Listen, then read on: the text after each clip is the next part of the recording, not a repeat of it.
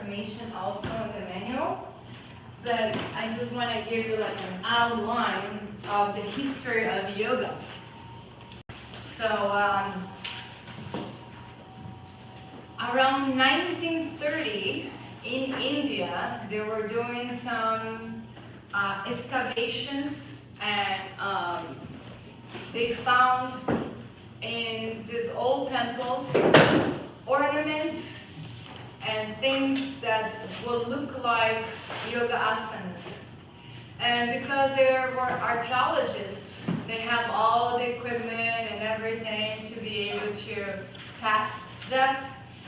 And they determined that they were around 2,000, 3,000 old before Christ. And the ornaments were like decorations of the wall. One was a man meditating in Padmasana like this in the temple, in the wall. The other was a tree pose, right? This is in the Hindu Valley. So there you have a little bit of the date. So the Hindu Valley is dated 2,500 years before Christ. Then we have the Rome, the pyramids, 2,650 before Christ. Actually was there last year. It was amazing. And then the Wall of China, 221 before Christ. So in that way, you can have a little bit of an idea how old, how long ago we're talking about. So this is the date that they determined through those, equipments of archaeological experiments that they have. But like I also mentioned yesterday, if they already found the ornaments and these decorations of asanas already on these temples, 2,600 before Christ, that means that yoga was practiced way before that. So some people said 5,000 years before Christ, a long time ago, or even more, but we don't really have the record of that. But these experiments, these archaeological excavations gave us at least some date, right? So you really are studying the oldest of this world, this planet. It has nothing older than this. So that's why I want you to have an idea that in this Hindu Valley is where this yoga flourish, and this is how we are receiving the information and basically passing the information along. Okay? So in that time, around 2,500 years is when we see the appearance of the Vedas. So this is the first historical period that we're going to take a look. And the Vedas, Veda means knowledge. So this is called the Vedic period. Yeah. So let's transport ourselves to this time. 2,500 years before Christ. Can you imagine a little bit? How was it? So it was a simple life, villages. Again, just the community living a more rustic way, And we also mentioned that the knowledge was passed from teacher to disciple in a verbal way, was not books, not a lot of manuscripts, was all chant in a way. One of the ways that they will remember the information was with some sort of hand gestures, like they would say slokas like Hati Paka Sata, something like that. And then the disciples will memorize this kind of rhythm, sutras, verses with the hand gestures to memorize basically the verses. But what's happening on the Vedas? So the Vedas, again, books of knowledge, there are four Vedas. And you have there the Rig Veda, Jatra Veda, Atharva Veda, and Sama Veda.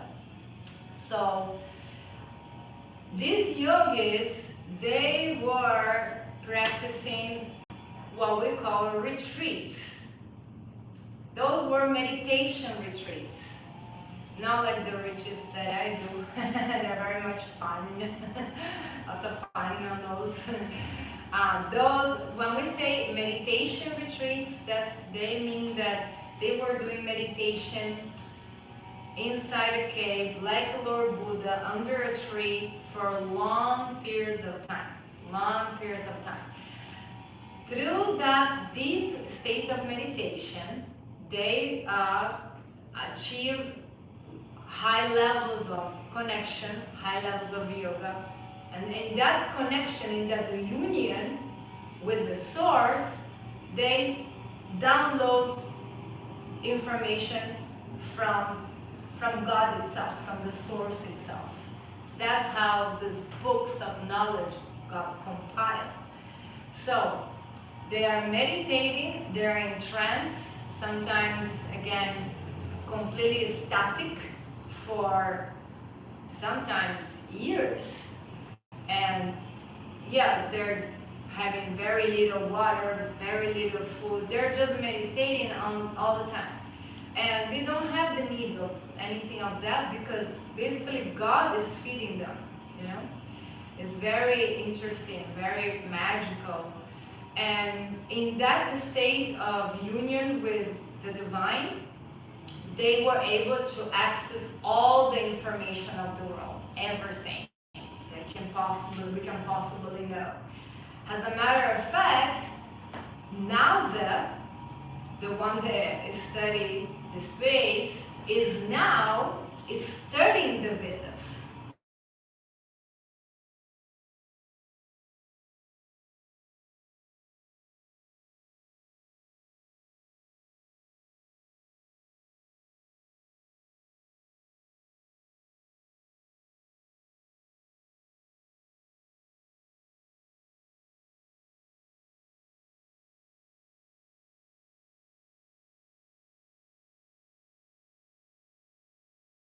About what Einstein declared to the world about the law of relativity of time and space is already on the Vedas. So Einstein announced, but in the Vedas they wrote it down.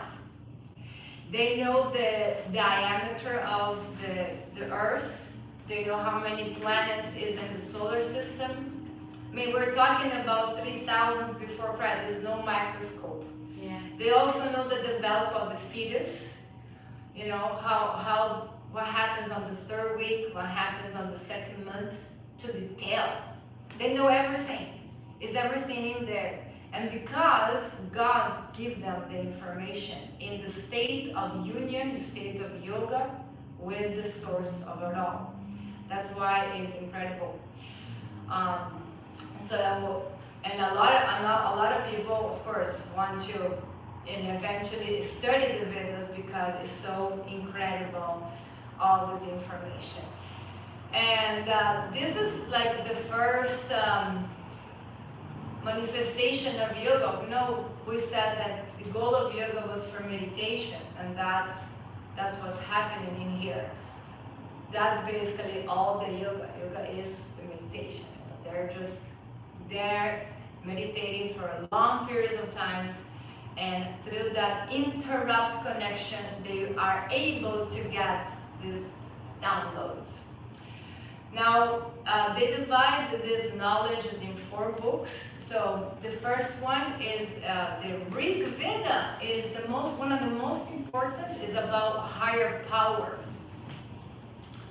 And there are hymns, also like songs that we were saying, you know, and they're talking about how to have superpowers, you know, talking about immortality here.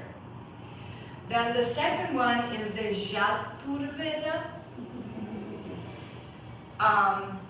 The Jatra Veda is about mantras for ritual. That's another thing that I need to clarify. So in this time, again, so long ago, right? For these yogis, it was all about the relationship of the subject with the object of adoration, right? This in the Vedas was about the relationship of the subject, me, with the object of adoration. What is the object of the adoration? They will consider the elements as gods. So who was God for them? The sun. Sun was God. The fire, worshipping the sun, worshipping the fire, the water. And if you are traditional yogi, you still practice those rituals. And in this Jaturveda, for example, it has mantras for rituals. So like, for example, if you want to do a homa, which I got initiated 2 years ago on how to do fire ceremonies. Now you do a worship for the fire. So I have mantras that I need to apply to the fire to enter the ritual. And that is about this Veda. So what mantras will do to access the sun has God, access the fire has God, access the water has a goddess.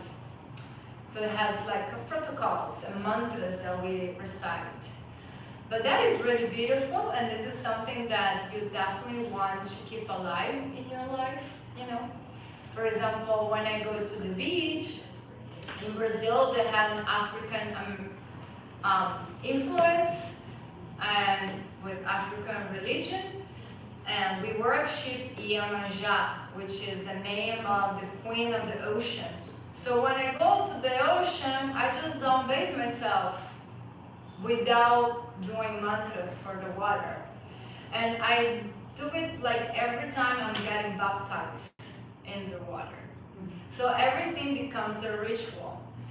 Also when we work with the fire in shamanism, and you know, we were talking about yesterday, we work a lot with the fire, because the fire is also an element that is sacred, not only keep us alive, is an element that you will see in all kinds of rituals. So you can still keep that relationship alive, because this is our sacred elements, and you will see the different darshans and the different philosophies that has a lot to do with the elements. We are made of elements, right? So you can apply this. So every time that I go to the ocean, I ask permission. I say hello to Iemanjá, this goddess of the ocean. I love to do Hawaiian mantra. Has nothing to do with Hinduism on the other hand, but I'm sure you heard about the Ho'oponopono mantra. It's beautiful. It has 4 parts that you can say in any order. I love you, thank you, forgive me, I honor you. And that's what I tell to the water. So because we are damaging the planet so badly. So of course I will say I love you and forgive us, and I honor and thank you. So I do that many times, and then I ask her to just, the water is also very, very good to cleanse, as clearly. So especially if you do healing work and you work with a lot of energies, definitely salt water will take any type of contamination of other people that you can pick up, especially heavy energy of others, and then becomes what? Becomes a ritual. So what they were doing 2,500 years before Christ, we can still apply if you remember that's tradition. And again, I'm using a Hawaiian mantra, but you can say any mantra, Anyhow, so this is what's happening in this Vedic period. These yogis, they are doing meditation, but it has a lot about these rituals. the rituals about how to approach this element. And the next one is the Samaveda, is the songs that I was also mentioned. Like in the beginning, they didn't have anything in writing. It was all like cantado. It was like a little like singing, and like we're doing kirtan, you will remember a song. So then the information was in a song form. So then the disciples could easily remember. And the last one is the Atharva Veda. The Atharva Veda was about daily rituals, and that's when we see the appearance of Ayurveda, which you're going to have one of my teachers giving the class, because I kind of be in school in Ayurveda, so we kind of switch.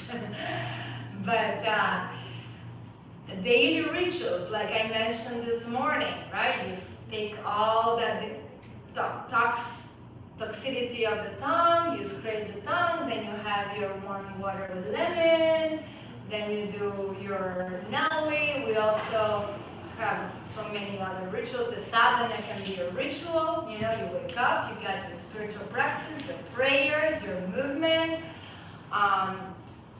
We do rituals for Pachamama in Peru and in other South American countries, and here also you do basically like Christian, you do grace before you eat.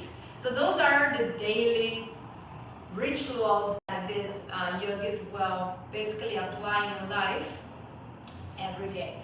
So this is what the Vedas is giving us. But again, just it's a lot about these rituals about everything, and has a lot about how is your connection with the altar, how do you relate to the fire, how do you relate to the sun, how do you relate to your earth, and like that. So, and then we move forward, and basically 1,000 years later we have the pre-classical time, where we have another set of books called Upanishads. Upanishads literally means to sit near, just like we're doing right now, but there has a change of focus. So now they actually criticize the Vedas, and they start having those existential questions about, why do I need to make the fire? Why do I need to build a house? Why do I need to hunt? Why do I need to, do this? Why do I'm suffering? The yogis start questioning those rituals that they were doing. So then it switched the focus of attention. So now write it down. In the Upanishads, the subject now is interest and understanding how is the subject perceiving the object. Basically, the big question, who am I? Who am I? So they are no longer so preoccupied on doing the rituals for this, rituals for that, we call pujas as well. I mean, they're time consuming. I was in an ashram in Ecuador, and we were doing fire puja every day at 6 a.m. It's a kind of meditation, and you feed the fire and you do prayers for a long time. They had one yesterday on the Hare Krishna temple, and it takes like 2-3 hours, You feed the fire, prayers. It's beautiful. But then they are like, why do we need to do this? I want to understand. They say, we want to study the subject in itself. Who is the one that perceives the object? So instead of focusing in the object, in the fire, in the sun, they want to understand who is the one that observes that object. Who am I? So the Upanishads go even more deeper into meditation, right? Now they're no longer so worried about the outer. Now they want to understand the inner, who is the individual that is thinking. And in the Upanishads, there are 108 books, just like the beads of the mala. There are also books of knowledge. One famous, you sound like the yoga mats, Manduka Upanishad, has many, 108.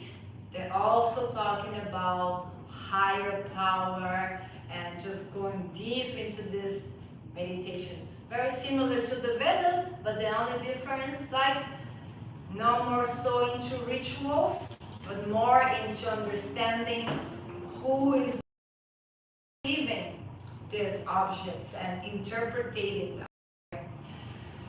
In the Upanishads, we see the first appearances of the Hatha postures. Because why? They're humans, even though they're super yogis. And usually they are in very secluded places. If you go to India, they're not just in Rishikesh. Now Rishikesh is very commercial. You go up into the Himalayas mountains, literally inside the caves. If you go, maybe you can meet my teacher there. He will take you to the caves. It's just a cave. Very deep in the cave, these yogis are almost there naked, barely no eating, nothing. They're just meditating. They meditate, guys, I'm talking about 3-4 years without getting out of the cave. It's almost like you are in another dimension and you really are. But in order to get there, they understood that they needed to get a little stronger. So that's when the Hatha postures come along. Because if they were in this bliss, transcendental state, when they are, completely deep submerged in their meditation, when you are in that state, it's just pure happiness. It's pure joy. You are full and complete. You are one with God. Okay, literally. And you don't want to break that effect. Now, if you are, like Buddha, under a tree, under the rain, if you are in Himalayas, under the snow, your body will get a hit. You will get deteriorated. So they develop Hatha Yoga so they could become stronger and they could last longer in the meditation without getting interrupted. When you enter a state of Samadhi, this is a commentary of my teacher, it's like in having a non-ending orgasm, okay? Let me put it that way. And so usually you have an orgasm, I hope you do. Not everyone does. That's another class. But you will have it for how long? Maybe 5 seconds, 10 seconds. In that moment, that's also because Tantra and Hatha are right there. They realize in that moment, the person is full of happiness. You're not dwelling in the past. You're not dwelling in the future. You are in the present moment. So they thought, how can we prolong this feeling, this orgasmic feeling, right? How can we be in that state a long time? And the answer was meditation. When they enter a state of Samadhi, is having like a non-ending orgasmic feeling, pure joy, pure ecstasy, just pleasure, happiness all around your body, non-stop, right? So that's why they didn't want to break the meditation, and they started doing these poses. And what did they see? They see the dog, so dog pose. They see the cobra pose. They see, mountain pose. and then, you know, tree pose, and then you have the crow, bakasana, that looks like a bird on the side, and then you have the pigeon pose. So whatever they were seeing around in their villages, in their forests set, they start imitating the asanas of these animals to be able to get stronger, get more, literally more muscular, have more endurance to be able to stay. I mean, this is happening right now. I mean, you know, when you travel, hopefully sometime soon, and you go to your yoga adventures, you will meet them. They're basically naked in the snow, doing meditation, completely happy. They're not hungry, they're not thirsty, they don't have any desires, they're just in ecstasy. They're in an orgasmic feeling in meditation, you know, it's just amazing. Did they do that in the Vedic period too, or was the rituals changed to the meditation? No, in order to get the knowledge, they achieved deep meditations, but they realized that, I mean, you know, it was together with the rituals, so they needed to, like, when I do a fire ritual, it's like 2 hours, and it is a meditation in itself. Has different levels of samadhi, which is what we're going to study, which is the levels of enlightenment. Samadhi is enlightenment.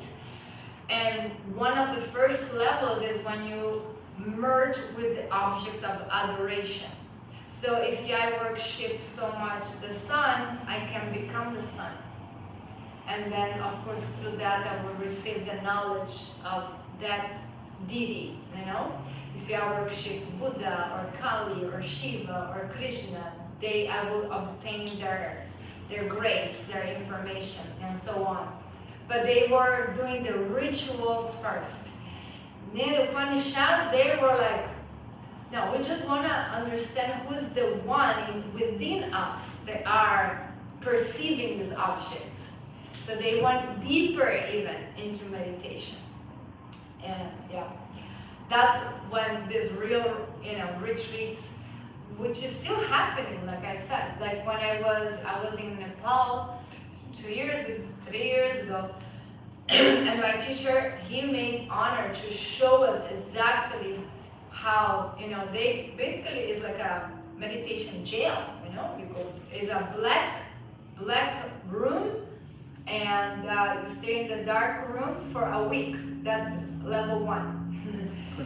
You don't even get out of the room. But that's actually in all the lineages, because I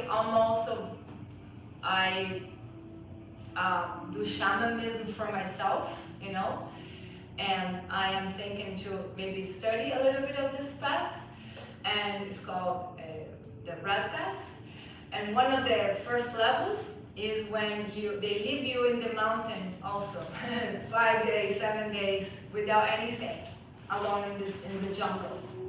So maybe you're not in the dark room, but it's something about being alone, and in that meditation that you will get the downloads, you know.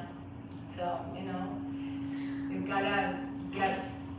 Sorry, I just wanted to mention that my dad was telling me a very small story about how he met a shaman back in Tajikistan, and he had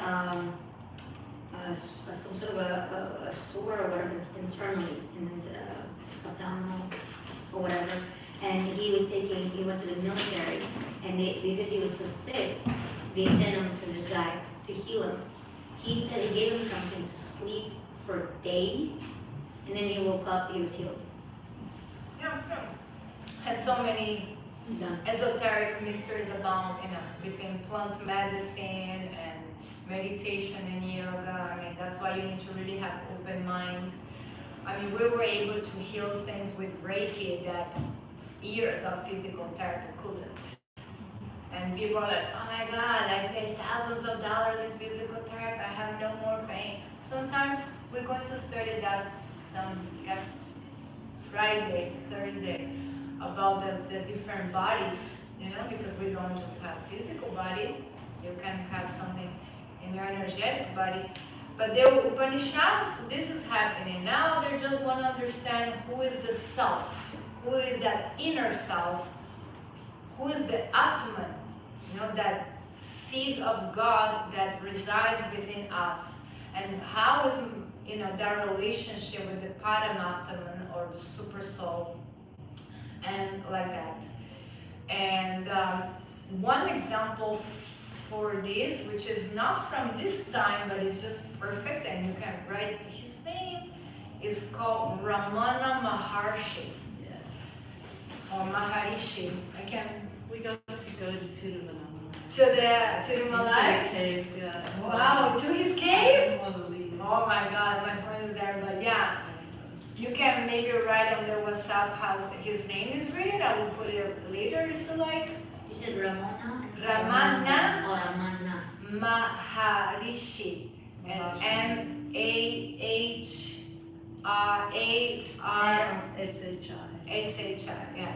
And he's a yogi? Yeah, so he's not from 1,000 years before Christ. He's actually contemporary to us. I think he was born on 1860. I don't know the date right now. But his story is incredible. That is also related with karma because he was not a yogi, like a child in a monastery where sometimes this is happening in India. The parents donate the kids to the gurus so they can become enlightened humans. Ramana Maharshi was in this town called Tiruvannamalai, and basically he was a teenager. He was, I think, I remember again. He didn't grow up there. He came there later. Yeah, his mom told him to buy some groceries. He went to buy groceries. When he's on the way back with the groceries, milk, bread, whatever, he had what we call a thunderball enlightenment. He just got in samadhi state with the groceries. He dropped the groceries and then he just left the village and went to this cave in this mountain in trance. And he stayed inside this cave in trance in the state of samadhi for 30 years without interruption, like that. And it's incredible. They went there and they visit the place. The first disciple was his mom, of course. She was taking care of him. She would drop some drops of water. Sometimes his nails will grow and roll. And he was just eyes wide, just in trance. 30 years in the cave since he got. And everyone was like, but how come? Because he wasn't like, like I said, some children are doing meditation since they're 3, 4, 5. 3, maybe 4 or 5. But he wasn't. He was, from India. And so they say that he was already doing yoga from his past life, and then he just got this samadhi state. But okay, so he stayed 30 years in this cave, and he's known as the silence teacher because he was in trance in this state of connection, and he will not speak neither. But then he became popular, and then a lot of people start gathering around the cave, a lot of foreigners, of course, Americans, and then they start basically just sitting around this enlightened being. They will also enter samadhi, and you can write this down. It's called Shakti Pa. That's why, with a lot of sacrifice, I sometimes skip the birthdays, skip the football, skip the fun volleyball on the beach, and I sacrifice my fun there to sit near enlightened beings. Because when you sit near someone that achieved that level of knowledge and enlightenment, you automatically can get through Shakti. Shakti means energy. Pa is like a current of energy. So the teacher will transmit that, just being sitting near them. So it's very important to do that. So Shakti Pa. So people will be near him. He will be eyes wide, all sitting forever there, and they will become enlightened. They will have also a samadhi state. Finally, after many years, again, people start, please, Guruji, just tell us something. Tell us what you see, how it is, anything. Please tell us. He was just... But people start begging him to speak. I mean, can you imagine 30 years? That's basically my whole life. In the cave meditating. It's incredible, you know? So he actually did. He broke his silence. He got out of the meditation. I guess he realized Bhagavan told him, now you gotta serve the community now. You've already been with me for 30 years, time to share. And then he explained to us the way that is also connected with the Nirodha that we were talking. So the mythology that Ramana Maharshi brought to the world, the whole system is called right. Inquire within. Self-inquiry. Yeah, self-inquire. Inquire within. So let's say, for example, I right now have a thought, a vitri, right? And the vitri is, I am hungry. So this is the thought here, bubbling in the air. That's my vitri, I am hungry. According to Ramana Maharshi, I gotta get that thought and turn into me and inquire with it. Who is hungry? Right? So when you have a thought and you inquire with them and you start peeling the layers, I will be like, wait. Okay, so I'm hungry. Who's hungry? Is my tongue hungry? Maybe I need emotional eating. Maybe I feel lonely and I just want to have something sweet. So that, I cannot say that I am really hungry. Maybe my emotions are hungry. Is my body hungry? Is my stomach hungry? Who is hungry? And when we start feeling the thing, actually I'm not even hungry. It was just really a thought. It was a thought. It was a bubble. Because the mind is her job. She just was bubbles, vitris. But when you get that, it's the same with like sadness, you know? And I also apply this to myself, you know, like I was saying, it's always like self-practice first, right? My family is all over in Argentina, now in Australia, and I just have a cat here and you guys. But sometimes you get lonely, you know, you get sad, you know, and the female has those hormones waves, and then all of a sudden I'm sad. I am sad and I'm depressed and I'm like, wait a minute, who is sad? Is my heart sad? Is my body sad? Is my mind sad? And then after I start filtering and peeling, I'm like, I'm not sad at all. I'm never sad. Why not be sad? It was just a bubble.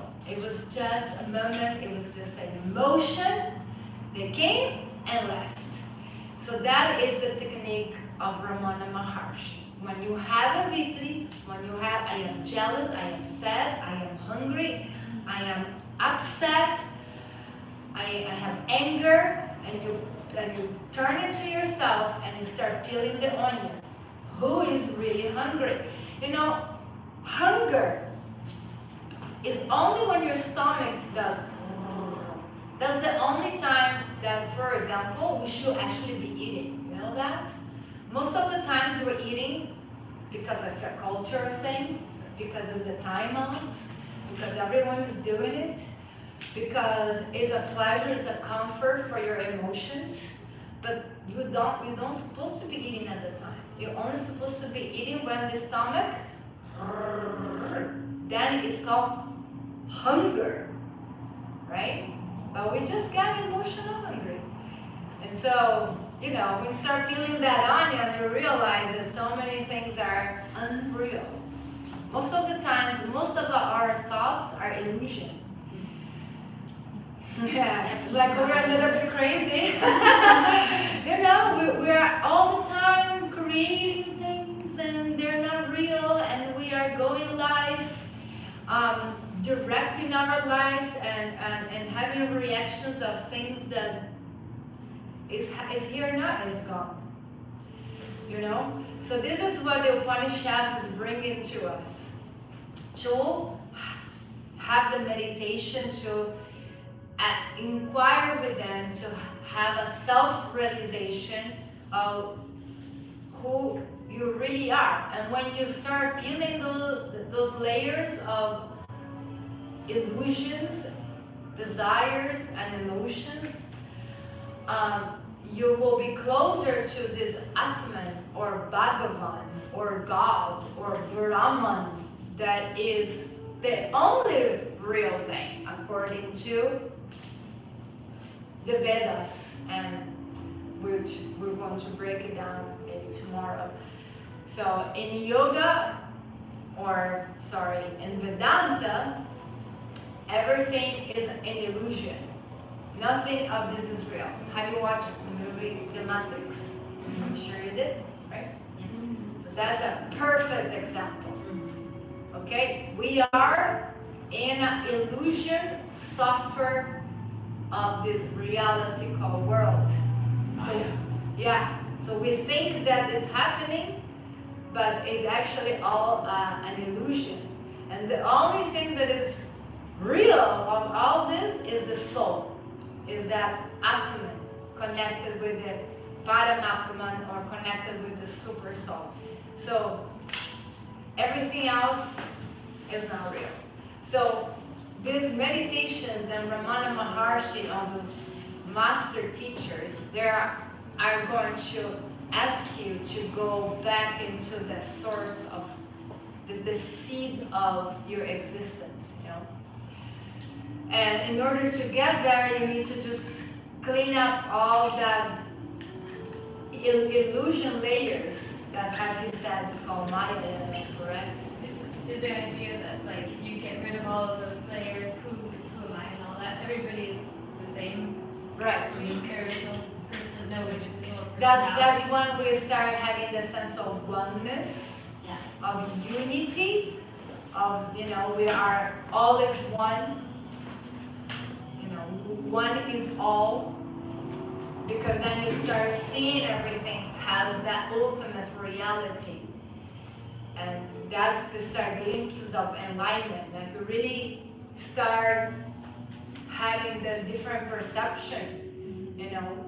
And we are accustomed to be divided, you know, between the race, the countries, the languages, the skin color, religion, all that's garbage. All that is an illusion. You know, at the end of the day, what we are is shining souls.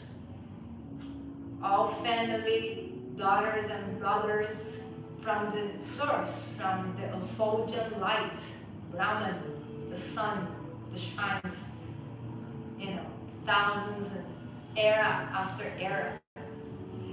So it's like really broad, and it's sometimes hard for the intellect to grasp.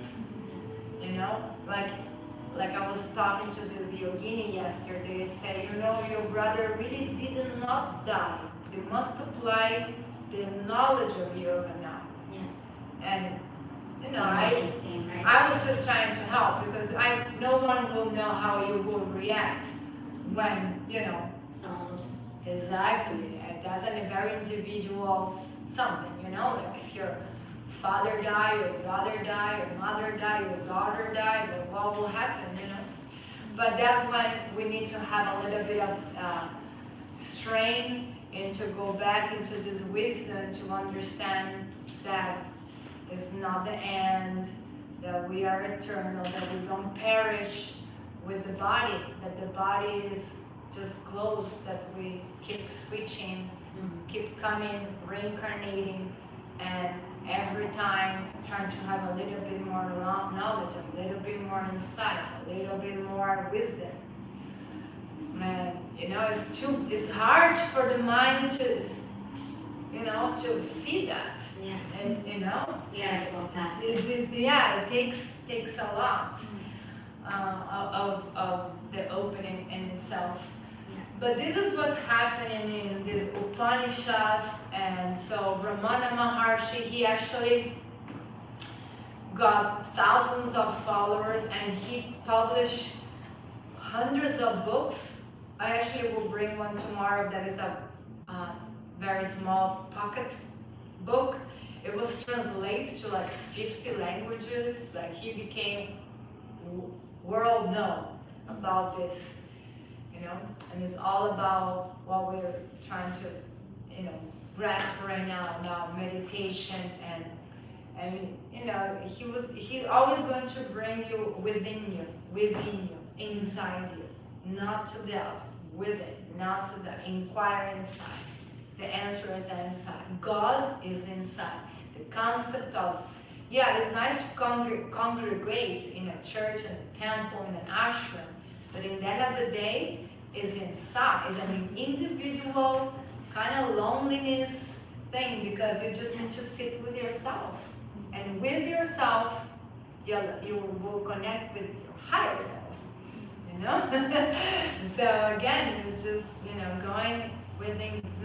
And now there's the beautiful ashram there now. It's very simple, like right at the base of the mountains. And you can stay there, and then you can just walk up the mountain. Yeah. And he was very, once he came down the mountain in the ashram, like, he always reminds me, you know, because he would always like keep everything clean. He would get up and chop vegetables before any of the other sadhus in the morning, and then they would feed loads of people, including sadhus or homeless people, either one. And you know, but he was very, like, he integrated like the chakras and the that's just my terminology, you know, but like, yeah, he had the inner and the outer very integrated once he came out. So you got to meet him. He passed. No, but Yeah, just from being at the ashram and reading a lot. I mean, he's That's pretty like, much. wow, I mean, if I that's had, no, oh my God. If I had a guru, he's my guru. You know? Yeah. And there's a room at the ashram which has like a lifelike photo of him on the divan thing that he would sit on. So I mean, I've sat. Sit Feels there, like I've yeah, sat exactly. in satsang with him. Amazing. This ashram you can visit. Yeah. You can basically, the way that you will do, you will email them and say, I want to go there and I want to do service. Can I stay there? You give them like a good 6 months in advance. And they will say, well, we're full now, but if you want to come in May, we can take you and you will go there and we'll clean and you will cook and you will learn meditation. Every day you can stay for free. Yeah, that one, I don't, they might have done that, but we would just go for a couple of days and Donation. yeah, we would give donation, but the food thing was crazy. The food hall was like 3 times the size of this room, and then everyone would line up outside, and then they'd hit the bell, and people would just, and all on the floor is just the banana leaves. Banana leaves, yeah. Like, I mean, hundreds. And everybody just sits, and then the sadhus come around with these big buckets. Boom. Dal, Yeah, rice and dal is so good. That's prashad. And but the whole operation is like in half an hour, everybody's eaten, everybody's gone. They clean. It was incredible. Like, Yeah. how many people you can feed, and so much love. Yeah. Just makes it seem like so simple. Like, why can't we just feed people, you know, here or Yeah. here? It's like not that hard, you know. Exactly. Rice and dal, it's complete protein, you know. Exactly. You definitely want to trying to get to those places sometimes. Now that this COVID is minimizing, you know, it will be an incredible experience. But definitely search about Ramana Maharshi, read about him. That will be one of your homeworks, about just study a little bit of this enlightened being. Because he's even though he's not from the Upanishads time, he's the best example from the Upanishads. It's as if he was. Yes, exactly. There's no difference. He was 30 years in a non-stop meditation samadhi state.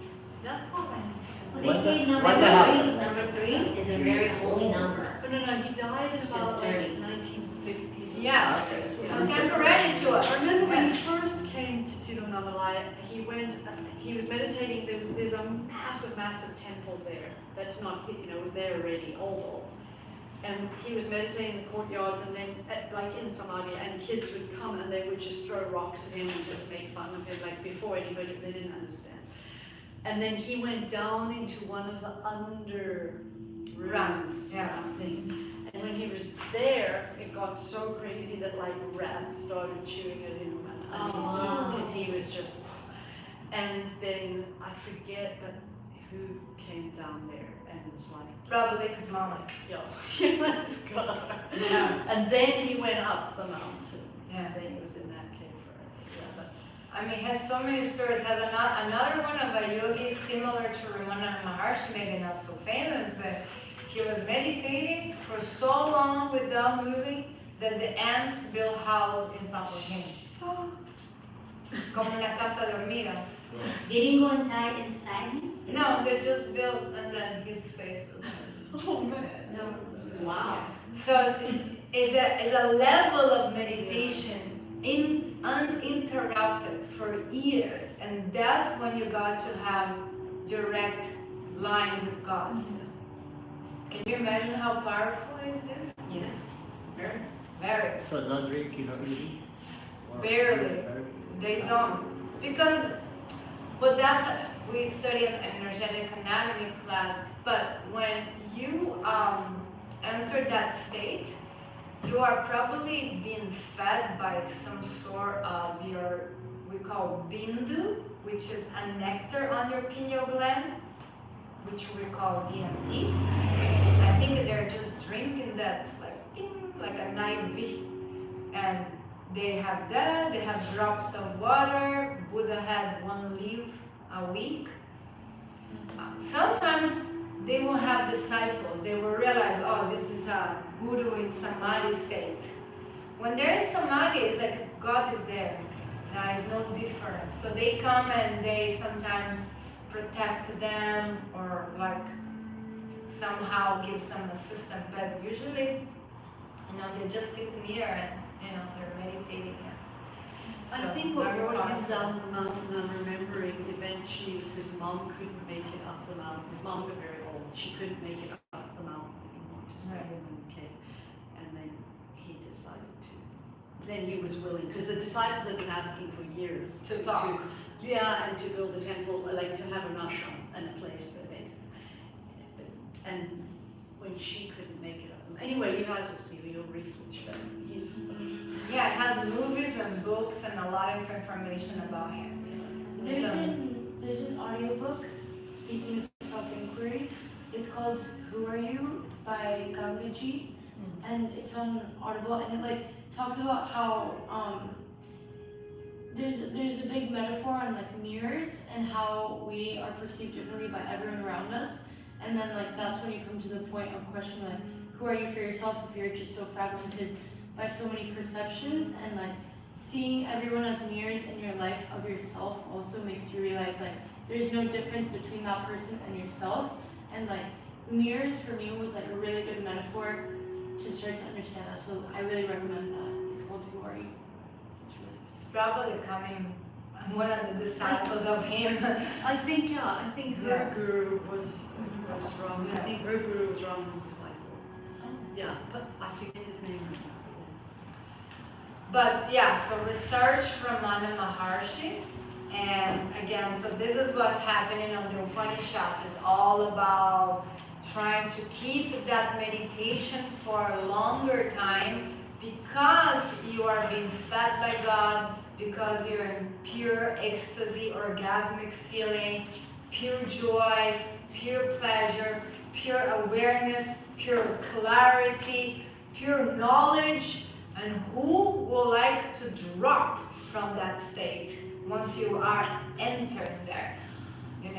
No one, unless of course that you are 3 years in the snow and your body starts collapsing, or you have ants eating your ears or things like that. But other than that, they want you remaining in that state of unification with the divine. And then further on, 600 years before Christ, we had the epic period. This is where we were talking about yesterday with the appearance of the Bhagavad Gita and also the Ramayana. So the Bhagavad Gita I already mentioned a little bit about yesterday on the Battle of Kurukshetra, is where Bhakti Yoga is coming and is asking us to have a more closer relationship with the divine, not so abstract, the sun and the sky and the moon, but something more intimate. And has this battle where Arjuna needs to bring down the evil, which is his own family, and Krishna is advising him, has God, has his best friend, and the Song of God, the Gita, was narrated, which is all advices for our modern life. And the other example is the Ramayana, which is another reincarnation of Vishnu. So we said the Vishnu, and then Krishna, and then we have Ram, Buddha, Jesus, all the avatars that come to preserve our humanity. And Ram is one of them. Ram and Sita. So that is what is the Ramayana about. It's very celebrated in India. It's like the Brazilian carnival, but in India. They just absolutely love Ram. And the story to more or less goes that it was a king. He had 4 wives and sons with them, and he was ready to pass the kingdom to Ram. Ram is just like Krishna, just like Jesus, just like Buddha, and everyone could feel that energy from him. He was the son of the king, and he was enlightened being, full of ethics, full of love. And so the father was ready to pass the kingdom to him, and one of the wives got jealous, and so she came to the king and said to him, "You remember that you owe me a favor." It was a silly favor, but because he was a king and he needed to have honors, he told his wife, "Yes, whatever is that, whatever is that you want, I will give it to you, since I owe you a favor, So then she said to him, "Well, I want my son to be king. I don't want Ram to be king. And because you owe me this favor, now you gotta, accept this." And so the king was like super hurtful. He was like, "Ask me anything, but don't ask me that. Ram is the chosen one, he's the enlightened one." And she was like, and so then Ram heard about the story. Not only she asked to her son be the king, but she asked for Ram to be exiled for 14 years in the jungle. Very similar to Buddha in a way. Buddha came later, But he was like, "No problem, Father. I will honor her wish. I will not make you look badly with the kingdom. I have no problem doing this." And his father was completely devastated. He just couldn't accept this, but that's how the story goes. So Ram left the kingdom and went to the forest. And one thing that I really love about Hinduism, and it's always about the female and the male. They worship both kind of equal, and that's also important, being female. So he had his companion. Her name was Sita. Sita was like Krishna and Radha, absolutely crazy for Ram. And so he told Sita, "Okay, Sita, I gotta exile myself 14 years in the forest, and this is no place for girls. So you stay in the kingdom, you're a princess, and I will go And she was like, no way, I'm going with you wherever you go. And he's like, no, sit down. This is not place for women. You stay with the king and, I go. And she did not accept that, and she just, went to the forest with him. And again, the forest is the forest, guys. It's like a little simple house made of leaves, and, to be king, to live in that. And so then you have 14 years of stories. One of them is that when Ram had a brother that he was always, in companion, because everyone knew that Ram was enlightened. So even though he was in the forest, he was still being supported and worshipped in a way. And so they were, hunting around, that's how they used to do back in the days. And Sita was alone, and so some demons came and kidnapped Sita and took her to Kerala.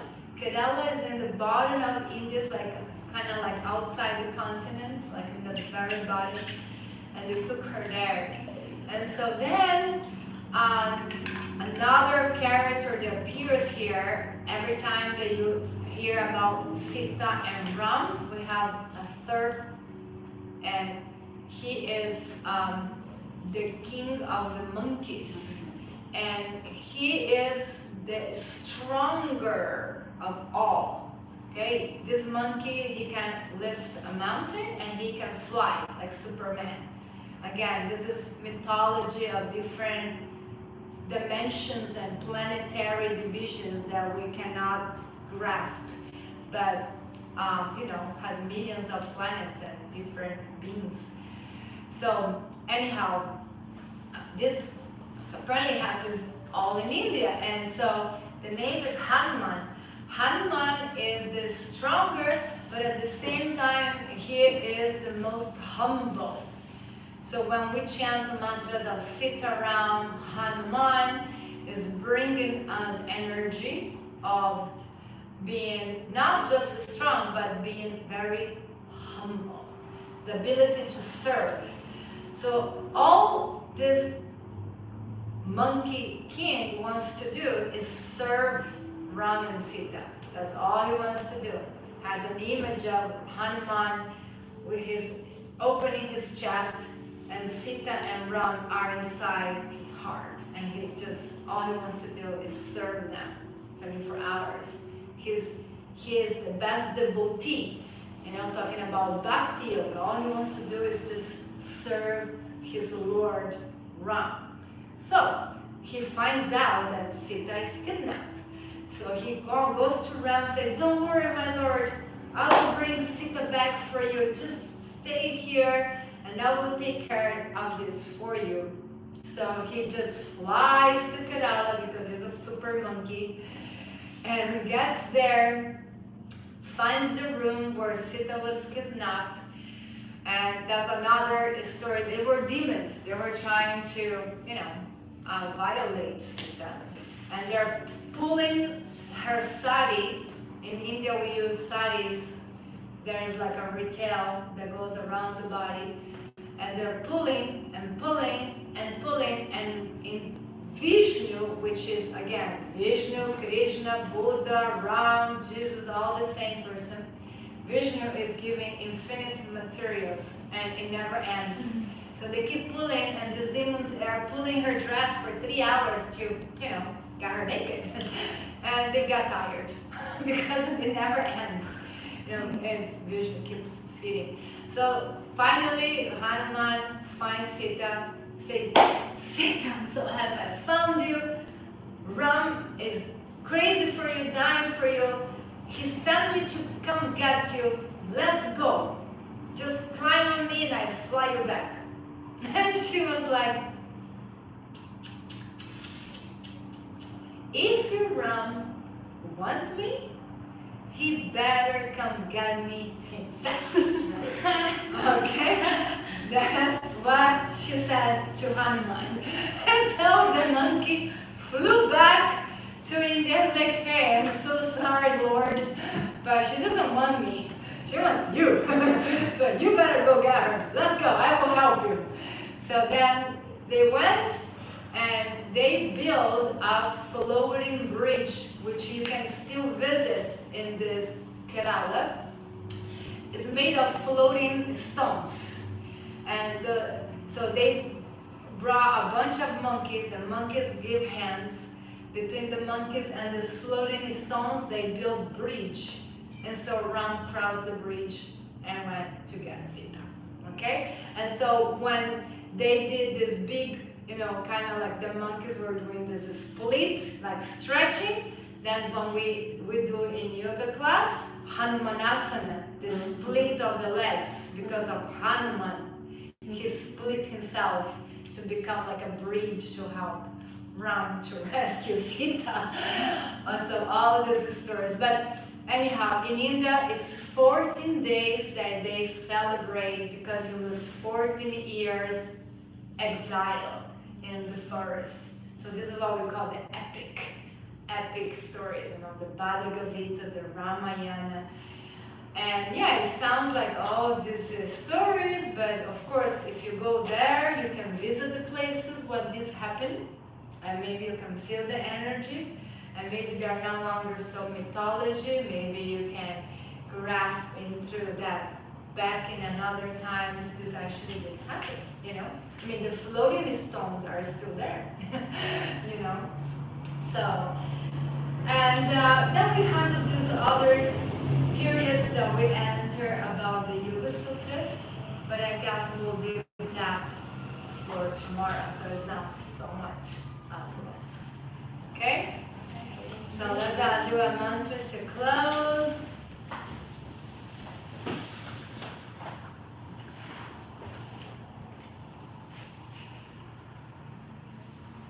Om Trayambakaja Jamahe Sungandim Purushivardhanam Urvarukamiva Bandhanan Metriyormushya Mamritam. Om Shanti Shanti Shanti. Peace. Thank you. Okay, guys. Namaste. Sorry for the kidnap and fly to Kerala.